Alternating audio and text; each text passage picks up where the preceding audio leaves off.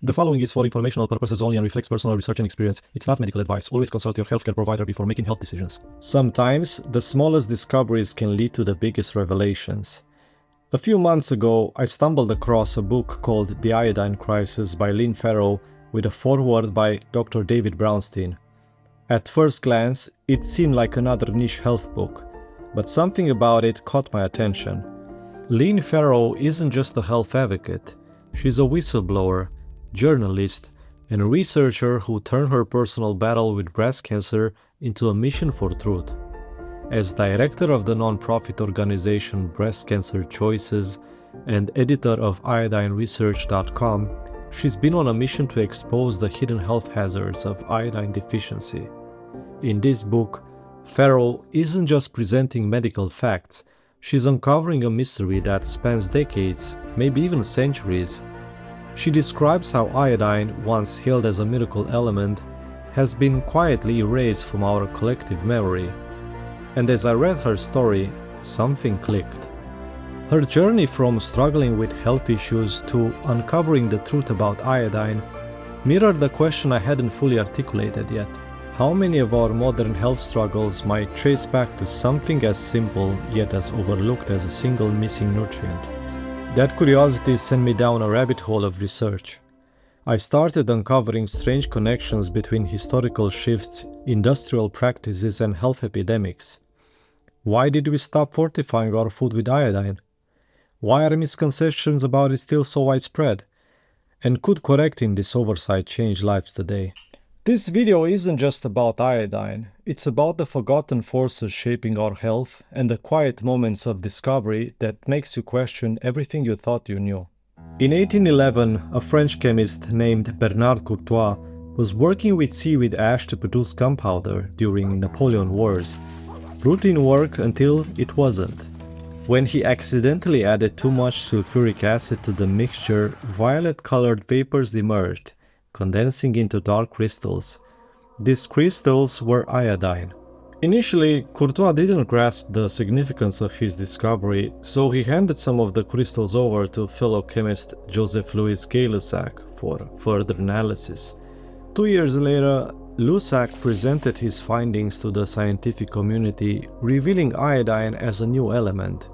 He named it iodine after the Greek word iodis, meaning violet-colored. As studies into iodine progressed, another chemist named Jean-Baptiste Bousingault made an important early observation. While working in the Andes Mountains in 1824, he noticed that communities using salt from the silver mines of Antioquia, where salt was a byproduct of silver extraction, had significantly lower rates of goiter and cretinism than nearby populations. Although he initially attributed this to the differences in soil and water quality, Bousingault later analyzed the salt and confirmed the presence of iodine. After returning to France, he advocated for the use of iodine-rich salt to prevent goiter, even though the idea that a dietary deficiency could cause disease hadn't yet entered scientific thinking. His proposal would prove remarkably forward-thinking. It would take almost 30 years before goiter was linked to iodine deficiency, and even longer before the physiological connection between the two was firmly established. This marked the first time a single item was used to treat a specific illness. In 1829, French physician Jean Lugo created a solution that would go on to become a cornerstone in iodine supplementation: Lugo's iodine.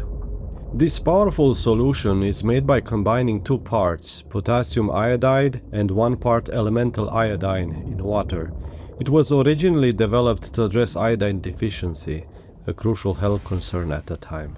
Around the same period, in 1835, an Irish physician named Robert Graves first described a mysterious condition where the thyroid went into overdrive, what we now call Graves' disease. Fast forward to 1863, Dr. Armand Trousseau accidentally gave a Graves patient iodine instead of digitalis. Neither he nor the patient knew, but the patient improved. When he switched back to digitalis, symptoms returned, so he gave iodine again, and the improvement came back. By accident, he'd carried out what might be the first double-blind study on iodine. No one knew what was given, but the results were undeniable. He reportedly used around 75 to 100 milligrams of Lugol's solution. By the mid-19th century, it had earned a crucial place in medicine, chemistry, and public health. Iodine was recognized as a universal medicine and was used to treat conditions like infections, colds, and lung diseases. It was understood that people weren't getting enough of this essential trace mineral in their diets, and in order to prevent goiters, iodine was added to salt and flour. Despite Bernard Courtois' monumental contribution to science, he faded into obscurity and died in poverty, overshadowed by the scientists who expanded on his work. His story serves as a good reminder of how often the true pioneers are left behind in the wake of scientific progress. In 1912, Japanese physician Dr. Hakaru Hashimoto published a paper in a medical journal describing 4 patients with chronic thyroid inflammation. He called the condition struma lymphomatosa. What Dr. Hashimoto had identified would later bear his name, Hashimoto's thyroiditis. Today is also known as lymphocytic, chronic, or autoimmune thyroiditis. Lugol's iodine has withstood the test of time, continuing to play a role in iodine supplementation today. It gained further prominence in the wake of the Chernobyl disaster in 1986, when it was recommended as an emergency measure to block radioactive iodine from entering the thyroid.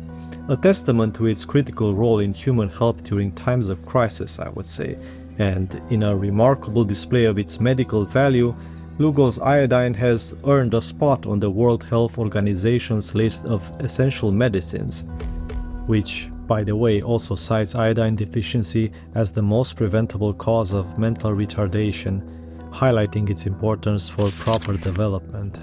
The legacy of iodine stretches further back, with references to thyroid disorders appearing in ancient Chinese, Egyptian, Indian, Greek, and Byzantine medicine. As early as 3600 BC, Chinese medical texts noted that goiter size decreased with the ingestion of seaweed and burnt sea sponge.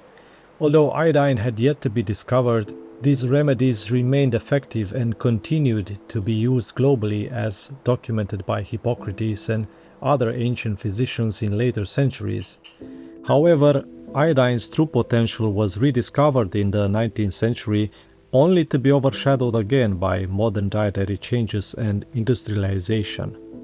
This is where Lynne Farrow's journey begins, not with academic curiosity, but with a personal crisis.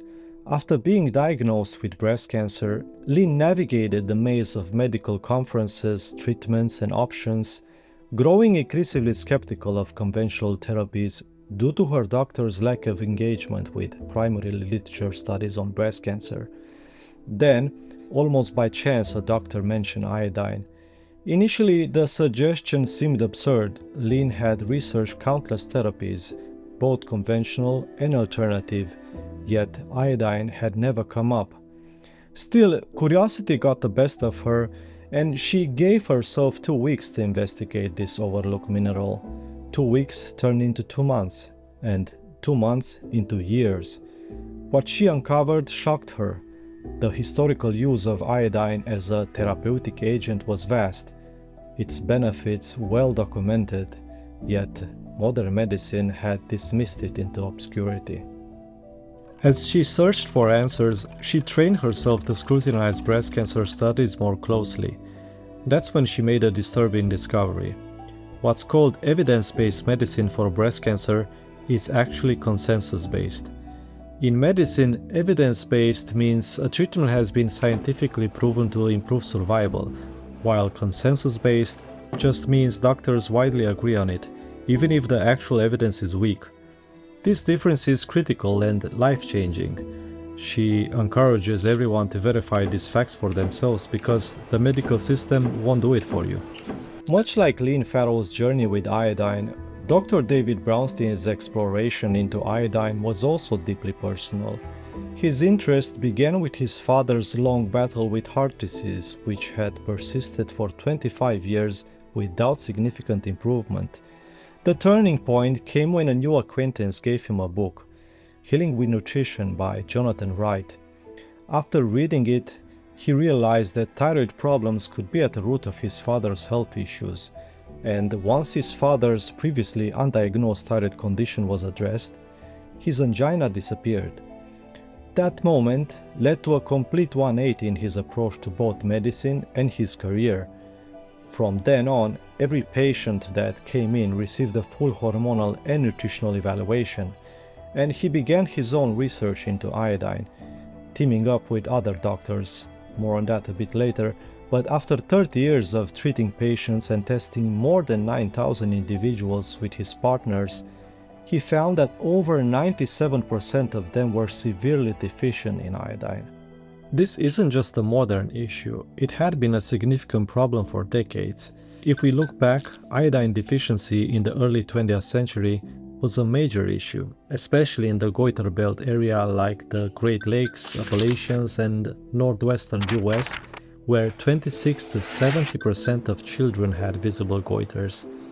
This wasn't just a human problem, because farm animals were also affected, leading to stunted growth and reproductive issues, raising fears of food shortages as the population grew.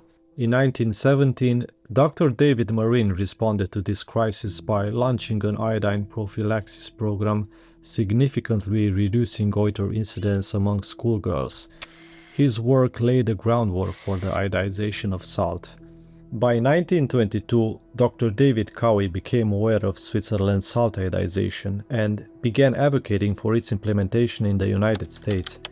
His efforts led Michigan to become the first state to adopt iodized salt in 1924.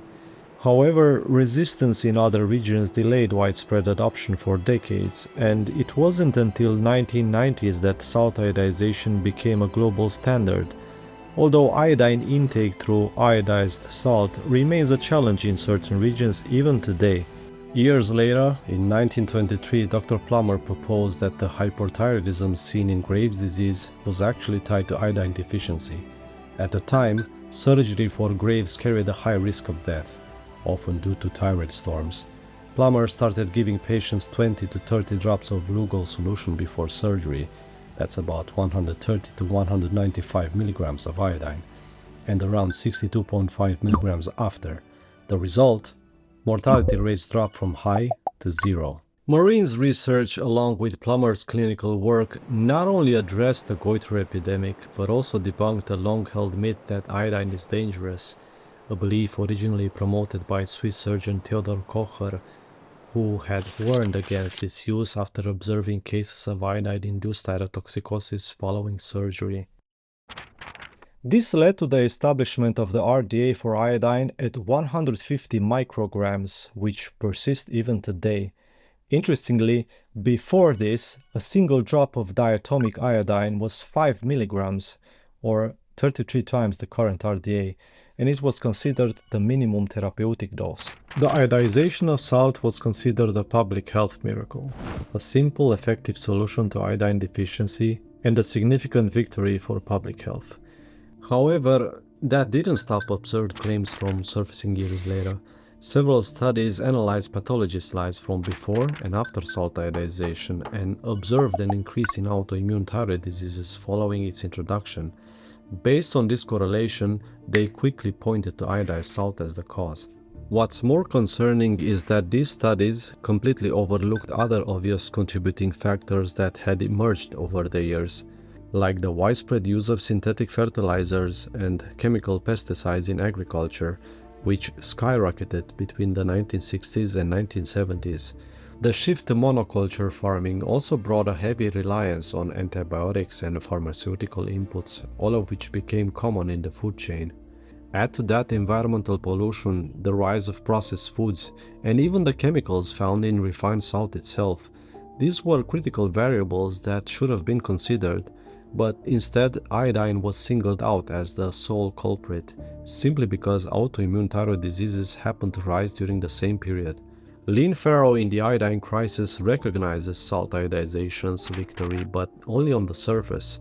She argues that this success was a mirage, a nutritional scam that provided nothing more than a false sense of security. Despite its benefits, iodine supplementation has faced significant resistance over the years due to the dominance of pharmaceutical solutions and skepticism towards natural remedies. Farrow found that even with salt iodization, iodine intake remained insufficient. Over time, iodine in salt degrades, especially in humid conditions or improperly stored packages, leaving many unknowingly deficient. But even beyond the degradation of iodine in salt, modern dietary trends have made the issue worse. People consuming plant-based diets, especially vegans, are at an even greater risk of iodine deficiency, since they avoid seafood, one of the richest sources of iodine, and often consume large amounts of goitrogenic foods like cruciferous vegetables and soy. Their iodine intake is very limited. It's very rare to find someone that is sufficient in iodine unless they've been supplementing. What if they're eating natural foods that have iodine? So, like shellfish is one, maybe some kelp. So no supplementation, but at least getting those foods in maybe every day, maybe every few days. Would that be sufficient? I guess never say never, but in our experience, it is not enough. Okay. And the reason being is our data shows that if somebody shows up iodine deficient, it takes 50 milligrams a day for 2 to 3 months to reach sufficiency. So in order to get sufficient from a dietary standpoint, it just is very, very difficult. So if you stop taking iodine, the body has no stores of iodine. It's we're not camels. We don't have pouches of iodine and water and that stuff. We utilize it, and then if you're not getting enough in your daily dietary regimen, you become deficient. The consequences of this deficiency are severe, particularly when it comes to thyroid health. Iodine is essential for proper thyroid function, and its absence can lead to a range of disorders, from goiter and hypothyroidism to elevated levels of thyroid-stimulating hormone TSH. TSH's main job is to stimulate the thyroid gland to produce two key hormones, T3 and T4. These hormones regulate metabolism, energy levels, body temperature, heart rate, and even brain function. When iodine is lacking, the thyroid struggles to produce enough T3 and T4, causing the pituitary gland to increase TSH production in an attempt to compensate. This overstimulation can lead to thyroid enlargement and, in some cases, paradoxically result in hyperthyroidism. There is two types of thyroid issues. There is hypothyroidism, hyperthyroidism. Am I right? No. So hyper is actually the variation of hypo. Hyperthyroidism is when the thyroid is inflamed. It overproduces. It's overproducing hormones because it's being attacked. Now, this is a very uncomfortable state. Your heart rate will go up. You may lose weight. You may have hypertension. But these are also things that you'll see with hypothyroidism. So it's very confusing. But the diagnosis would be if the TSH is very, very low, the free T3 and the free T4 are very, very high. But this is a transitory state. The thyroid will eventually just peter out and be unable to make hormones. Okay. So another issue would be, for instance, if there's a iodine deficiency, the thyroid will grow extra pieces. It will grow nodules. It will expand in order to trap iodine, which is what goiter is. But you can have nodules and a hyperproduction of the thyroid without having goiter. But iodine deficiency isn't just about the thyroid. It impacts all glandular health. It's essential for maintaining robust immune function. White blood cells cannot even effectively guard against infections without adequate amount of iodine. In our body, iodine acts like a semiconductor, helping with the synapses in our nervous system, and it works along with DHA. Many people are aware of the importance of omega-3 fatty acids for brain health, which play a key role in strengthening nerve cell structure and communication, but fewer people realize that iodine works hand in hand with DHA. Together, they are vital for brain function. Iodine powers cellular energy through metabolism, and DHA enhances synaptic communication, ensuring efficient chemical and electrical signaling throughout the body. Iodine deficiency often shows up through subtle symptoms that are easy to dismiss or misattribute. Low body temperature and feeling cold all the time, slow metabolism leading to weight gain despite not overeating, hair and nail issues like dry hair and brittle nails, brain fog, and mood changes like depression or anxiety. These signs are often overlooked, but they could be your body's way of telling you it needs more iodine. If you have iodine deficiency, it can cause problems, and it's throughout the childhood years. You can get what's called cretinism. They have IQs of about 50 or 60. They look like Neanderthals. And we see a lot of these people in Bolivia, up in the Andes Mountains right now, where the Bolivian government is not putting any iodine in their salt.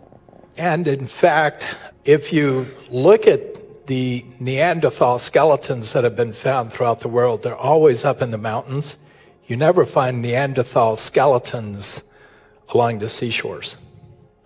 Look at this last statement. Mild deficiency in early fetal life will manifest as attention deficit disorder. I've got presently in my medical practice about 16 kids who have been, where the mothers took iodine, and every one of them is a genius. We're talking people who have IQs of over 130. Iodine's reputation took a dramatic hit in 1948 when a pivotal moment occurred in iodine history. The Wolff-Chaikoff effect was introduced. This was based on animal studies, particularly in rats, and not only did these studies use radioactive iodine rather than non-radioactive forms like Lugol's, but researchers also failed to check the rat's thyroid hormone levels prior to injection. Despite these glaring flaws, the study's conclusions were widely accepted, leading to the misconception that all forms of iodine could dangerously suppress thyroid function. Researchers warned that iodine should be avoided like leprosy, and this unfounded fear became the cornerstone of widespread medical iodophobia, a fear that persists to this day. Even though no conclusive evidence has ever shown that high doses of iodine are harmful in humans, the Wolff-Chaikoff effect shaped medical thinking for decades, leading to its gradual disappearance from medical practice. By the 1960s, antibiotics became the go-to treatment for infectious diseases, replacing iodine's once popular use as an antiseptic. Bronchodilators were used instead of iodine for lung patients, and antihistamines began to take the place of iodine in the treatment of cold symptoms. In 1993, Dr. Gant's research brought attention to iodine's potential in treating fibrocystic breast disease. His study reviewed clinical trials that demonstrated how iodine supplementation, especially molecular iodine, helped reduce symptoms of FBD. Gant and his colleagues found that different forms of iodine, like sodium iodide and protein-bound iodide, had varying effects, with molecular iodine standing out due to its effectiveness and its non-thyrotropic nature. Dr. Guy Abraham, a key figure in iodine research, became aware of Gant's findings in 1997, and by 2000, Dr. Abraham, along with Drs. David Brownstein and Jorge Flechas, launched the Iodine Project, a series of studies that explored iodine's broader health benefits beyond thyroid function. Abraham and his team advocated for higher doses of iodine supplementation, arguing that iodine could help prevent or treat conditions like fibrocystic breast disease, ovarian cysts, and even certain cancers. Dr. Abraham introduced the term orthoiodosupplementation, which essentially means proper iodine supplementation, suggesting daily doses of up to 12.5 milligrams or even more for optimal health. His research, combined with the work of Hakaru Research, which advocated iodine supplementation, helped bring attention to iodine's importance not only for thyroid health, but also for cellular health across various organ systems. Dr. Abraham's work led to the development of practical approaches like the iodine loading test, a test that measures how much iodine the body retains after supplementation to assess deficiency. I had heard that you could put a Lugol on your skin and leave it on there overnight, and if in the morning there was a difference, like it wasn't there anymore, you'd kind of pick up that it was iodine deficient. Is there a truth to that? Well, if it's supplementing off into a gaseous phase, that's irrelevant. That doesn't really tell you much. The other thing to keep in mind is the skin holds about 20% of the body's iodine. I don't know the exact numbers in my head right now, but the highest iodine concentrations are in the fat and the muscle of the body. thyroid only holds a small percentage, about 2% of the body's iodine. So maybe what you're measuring by the skin is just the skin iodine level. I don't know. But if 88% evaporates into a gaseous phase, it's not a good measure. The best measure is a urinary excretion test. I think that a spot urinary iodine test costs a few bucks, and it's a very inexpensive way to sort of screen someone for their iodine levels if they're not taking iodine. However, if they're taking iodine, the only test available, if you're taking milligram amounts of iodine like I'm writing about, talking about, then the only test available is a 24-hour loading test. In 2005, Dr. Guy Abraham published a Wolff-Chaikoff effect Crying Wolf, a critical review of the so-called Wolff-Chaikoff effect. He argued that the concerns raised by the 1948 studies on rats were exaggerated and misinterpreted. The studies didn't account for how humans metabolize iodine, and the harmful effects reported had never been observed in human trials. Dr. Abraham referred to this as crying wolf, pointing out that the fear surrounding iodine was overblown, yet it led to widespread public health restrictions. His work introduced a more balanced perspective on iodine supplementation, reaffirming its critical role in human health. Abraham didn't stop there. He even suggested that the medical community's iodophobia, the irrational fear of iodine, may have caused more suffering and death in the US than both world wars combined. He argued that abandoning iodine as a medical staple allowed treatable diseases to persist simply because newer pharmaceuticals took its place. One of the complaints with iodine is, well, it causes autoimmune thyroid disease and Hashimoto's and Graves' disease. Iodine was the treatment of choice by my predecessors a couple generations ago for Graves' disease and Hashimoto's. It's all over the literature from the old early 1900s to maybe the mid 1900s literature. And I found it very successful. The story gets even more complex when we look at iodine in the broader context of elements that impact human health. Group 17 on the periodic table is made up of halogens. When these elements bond with metals or hydrogen, they form halides such as fluoride, chloride, bromide, iodide, and acetatide. Out of all these elements, only 3 are essential to human health: 1 halogen, iodine, and 2 halides, iodide and chloride. The body has specific receptor sites for them, and we can't survive without them.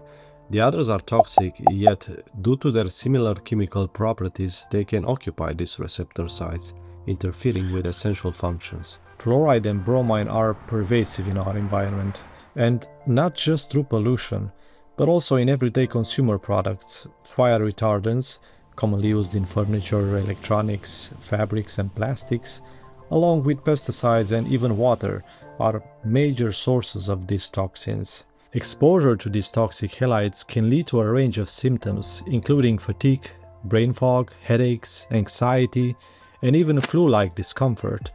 This is especially true when our body starts to displace these harmful elements, as it struggles to detoxify and eliminate them. Before we dive into how to manage this detox reaction, I want to share something interesting. Despite being toxic, bromine was once widely used in medicine. During the American Civil War, it was used to treat gangrene, and while it improved survival rates, the treatment was extremely painful, and the corrosive properties of the chemical often caused further tissue damage. Another example is bromoseltzer, a popular remedy for upset stomachs.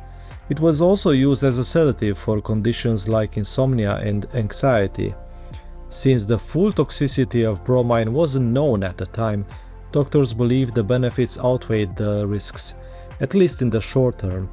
It wasn't until long-term effects became clearer and safer alternatives were developed that bromine was phased out of common medical use. Take a bromo when you don't have the time to feel bad. Remember how I said that iodine used to be added to flour? Well, after the Wolff-Chaikoff effect led to iodine's decline, it was removed. And guess what took its place? Potassium bromate! That's right. Bromine is still in our food today. Potassium bromate is used as a dough conditioner in baked goods like bread, pasta, and pizza dough. It improves texture, elasticity, and rise, making products more appealing in both appearance and consistency. And from a manufacturer's perspective, it's cost-effective. The condition caused by overexposure to bromine is called bromism, and its symptoms range from nausea and dizziness to more severe schizophrenic-like psychotic behavior. At this point, it goes without saying, if these toxic halides are still in our food, they haven't vanished from medicine either. Bromine and fluorine-based compounds are still used in certain medications even today. But enough with the bad news. Here's a fun fact. Bromine comes from the Greek word vromos, meaning stench, which is fitting because when you detox from bromine, some people start having a very bad body odor. That's because bromine is excreted not just through urine, but also through the skin, and in high amounts it can produce a strong and pleasant smell. So why bring up bromism?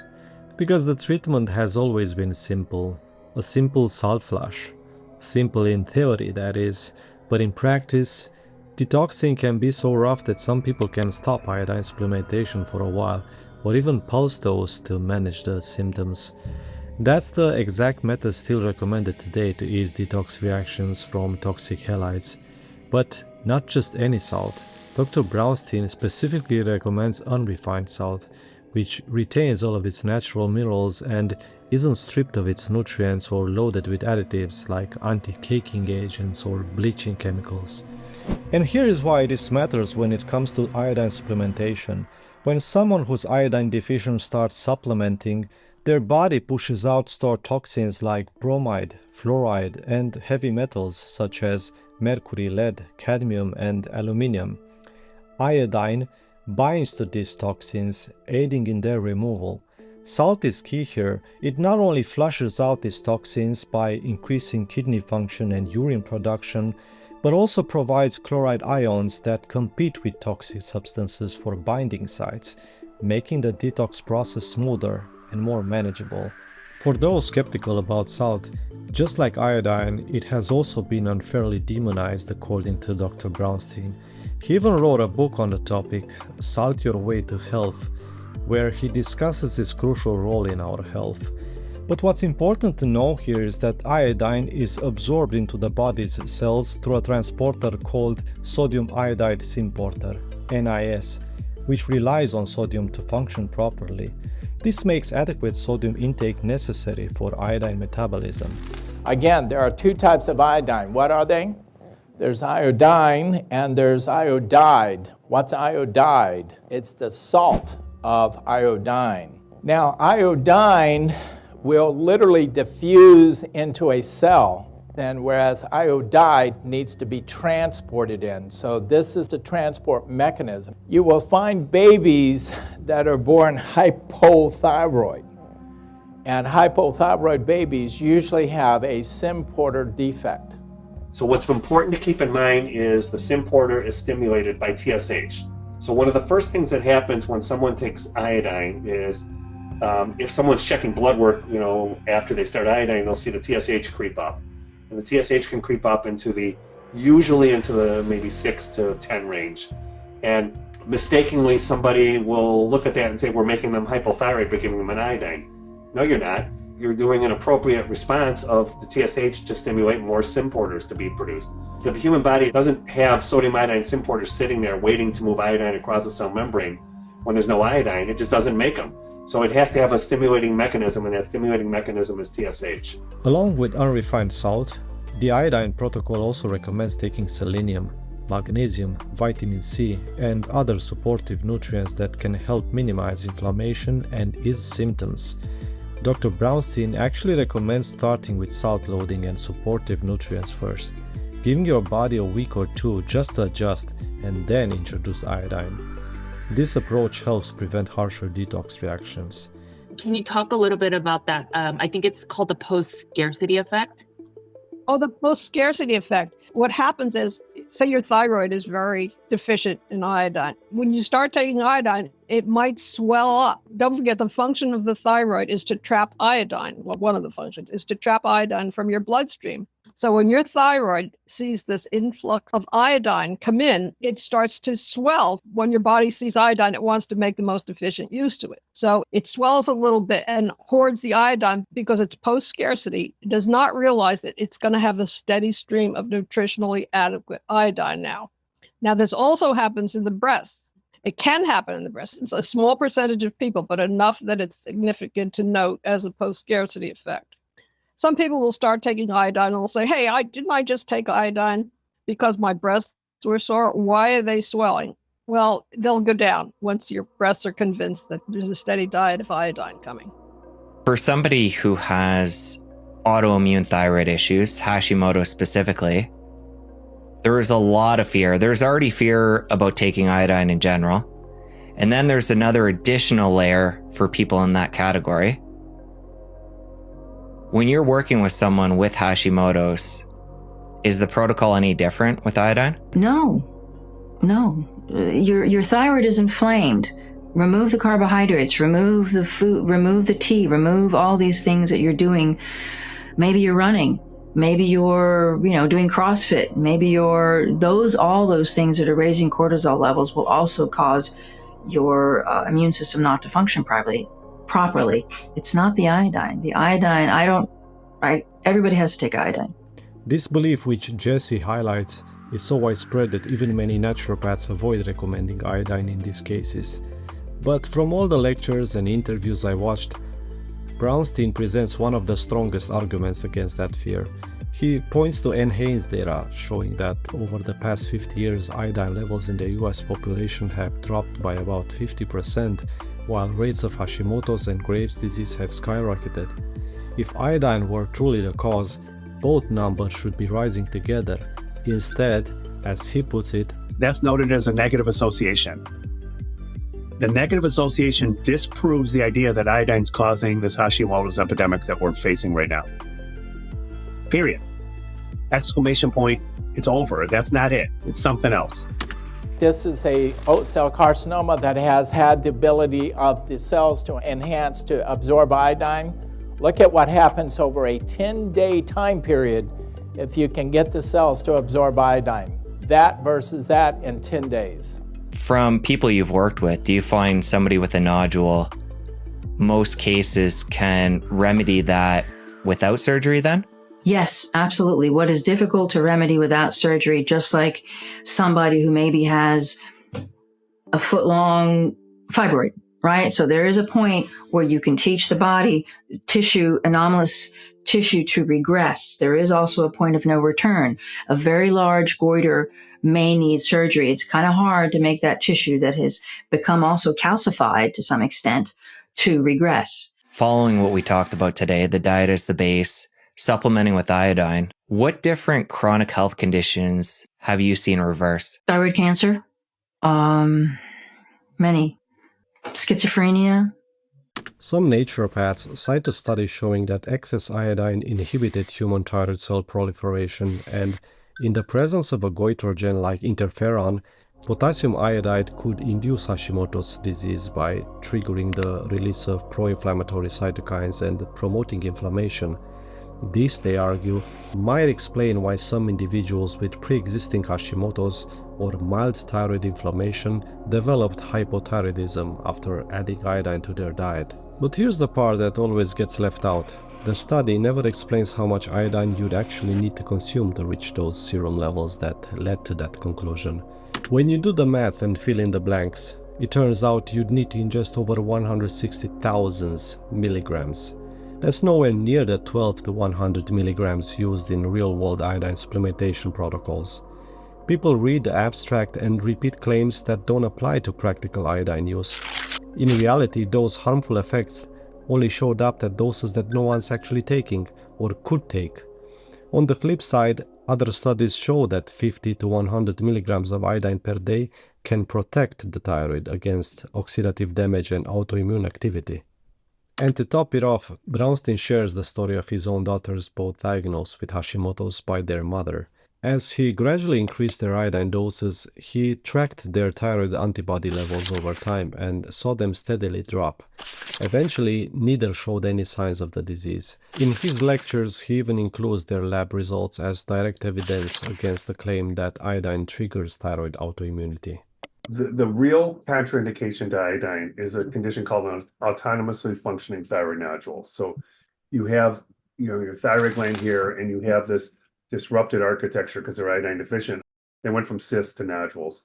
And loses the negative feedback loop for the thyroid controls, how much thyroid hormone to make. So when you give iodine, they become hyperthyroid really fast, and if these are the people who are tolerating seafood or sea vegetables, so if they get any iodine in, they become hyperthyroid. You can tell who these people are because you give them a dose and they're becoming hyper within hours of doing it. And in 25 years of using iodine, I've seen 3 people with this. Now, the only way to diagnose it is you give them something with iodine and this happens, or you do this radionuclide iodine test where you see if they've got a hot nodule. It takes up a lot of iodine. So in these patients, they can't take iodine until they get surgery or something to get that hot nodule resolved. They cannot take iodine. Barring that, iodine's pretty safe. And with adults, my usual dose is 25 milligrams, which is way more than the RDA for iodine. It's 100-fold, 250% of the RDA for iodine. If they have glandular disease, thyroid, ovaries, uterus, breast, prostate, pancreas, particularly cancer glandular disease, I'll use more, and I'll titrate the dose up pretty quickly with it. We used to put iodine in the bread. We used to put iodine in the milk. We put iodine in the salt. We took the iodine out of the bread. We took the iodine out of the milk. And now, what's the U.S. Public Service doing? They're telling us that we need to decrease the total amount of salt in the population by 1/2. When you do that, all these women that are pregnant, what do you think is going to happen to them? They're going to start spitting out babies that have more ADD. From the year 2000 through 2006, the rate of ADD in the United States climbed 500%. What do you think it's going to do in the next 10 or 15 years as we decrease the salt intake in the population? And all these women that develop hypertension in pregnancy, what do the doctors tell them to do? You need to come off your salt. Well, you take them off salt, what have you just done? You've deprived a baby of some iodine. And the problem is the doctor doesn't say, oh, and by the way, while we got you off your salt, we need to supplement you with iodine. You don't hear that statement. This all ties into what Lynne Farrow calls a perfect storm for iodine deficiency. From the 1970s to this day, rates of thyroid and breast disease have soared, IQ levels have dropped, and obesity has increased. Farrow's book is filled with real-life stories of people struggling with these health issues, highlighting how iodine deficiency has contributed to what she calls as becoming sick, fat, and stupid. And it's not just a theory. Her research suggests that this widespread deficiency has had profound consequences on public health. So you might be wondering, what's the solution? Well, iodine supplementation properly balanced with other essential nutrients is a crucial step towards restoring balance in our bodies. But we also need to rethink the broader issue of nutritional imbalances and toxic exposures that have driven iodine out of our systems. Farrow's work is more than just a personal story. It's a call to action for a re-evaluation of how iodine is treated in public health policy and medical practice. Addressing iodine deficiency is about more than just supplementation. It requires a shift in how we approach health. From thyroid problems to cancer prevention, iodine is a missing piece of the puzzle, and by bringing it back into the spotlight, we might uncover solutions to many chronic diseases sweeping through the modern world. So maybe the real question is, how many health issues could be solved by the simple restoration of this once forgotten element? Thanks for watching.